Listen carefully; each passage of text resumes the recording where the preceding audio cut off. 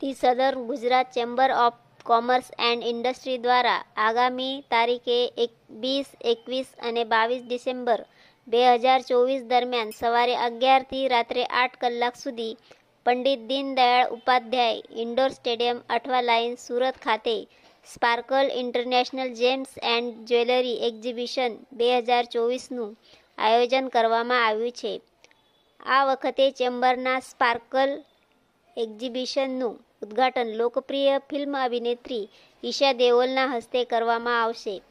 Chamber of કોમર્સના પ્રમુખ શ્રી વિજય મેવાવાળાએ જણાવ્યું હતું કે ચેમ્બર દ્વારા ગત વર્ષની જેમ આ વર્ષે પણ B2C ધોરણે જ સ્પાર્કલ એક્ઝિબિશનનું આયોજન કરવામાં આવ્યું છે, જેમાં સુરત ઉપરાંત મુંબઈ, જયપુર, બિકાનેર અને નાગપુરના 30થી વધુ જ્વેલર્સ દ્વારા ભાગ લેવામાં આવશે.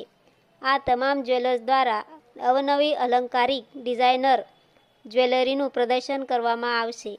સુરતની જ્વેલરીમાં શું વિશેષતા છે તેનો ખ્યાલ સ્પાર્કલના આયોજનથી આખી દુનિયાને આવતો હોય છે.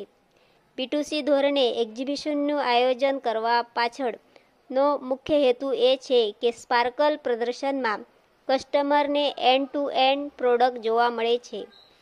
સ્પાર્કલ એ જ્વેલરી બ્રાન્ડને પ્રમોટ અને અપડેટ કરવા માટે પ્રેરણારૂપ છે.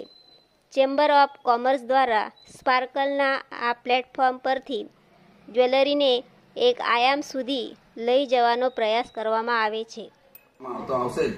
ઓળખી હેરિટેજ જ્વેલરી લોંગ લાસ્ટિંગ હોવાથી મહિલાઓ તેની ખરીદી વધારે કરશે.